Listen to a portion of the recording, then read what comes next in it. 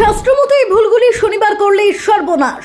শনির কোপ এড়াতে শনিবারে এইসব কাজ ভুলেও করবেন না। এগুলি করলেই শনিদেবের রোষ ডেকে আনবেন নিজের অজান্তেই। শনির চোখ পড়লে রক্ষা নেই। শনিবারের সব কাজ এড়িয়ে চলুন এখনই। শনিবার মানে সতর্ক থাকার দিন। এই কাজগুলি করলে কপালে দুর্ভোগ আছে। আপনার দুর্ভোগের কারণ শনিবারের এই অভ্যাসও হতে পারে। শাস্ত্র বলছে শনিবারে এসব কাজ করলে জীবনে নেমে আসবে অন্ধকার। শনিবারের সামান্য ভুল, কিন্তু তার ফল আজীবনের শাস্তি। জানুন কি করা উচিত নয় এদিন।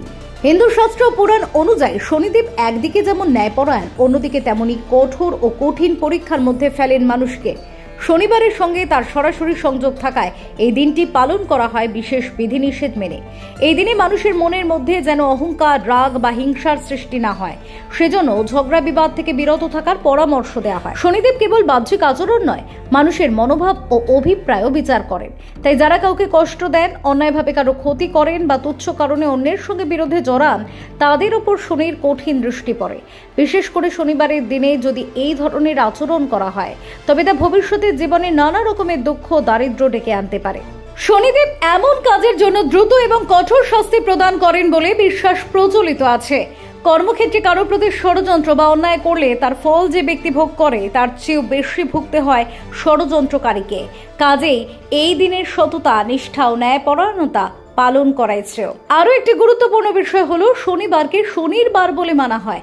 ফলে এই দিনে কালো পোশাক পরা ও শনিদেবের পুজো করার রীতি রয়েছে। তবে পোশাকের সঙ্গে আচরণের সংযম আরো গুরুত্বপূর্ণ বেশি। শুধুমাত্র বাইরের আচরণ নয়, হৃদয়কে শুদ্ধ করা, অহংকার ও হিংসা থেকে নিজেকে দূরে রাখা, নিজেকে নির্লোভ রাখা এই দিনের প্রধান লক্ষ্য হওয়া উচিত। শনিবার ভগবান শিব এবং শনিদেব উভয়ই পূজিত হন। বিশেষ করে সন্ধ্যার সময় তিলের তেল দিয়ে প্রদীপ জ্বালানো এবং শনিচর মন্দিরে গিয়ে প্রার্থনা করা অত্যন্ত শুভ বলে মনে করা হয়।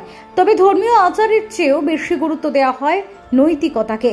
কারণ শনিদেবের প্রকৃত প্রসন্নতা মেলে তখনই যখন মানুষ নিজের পাপ ও দোষ স্বীকার করে, নিজেকে সংশোধন করে এবং ন্যায়ের পথে চলতে প্রতিজ্ঞাবদ্ধ হয়।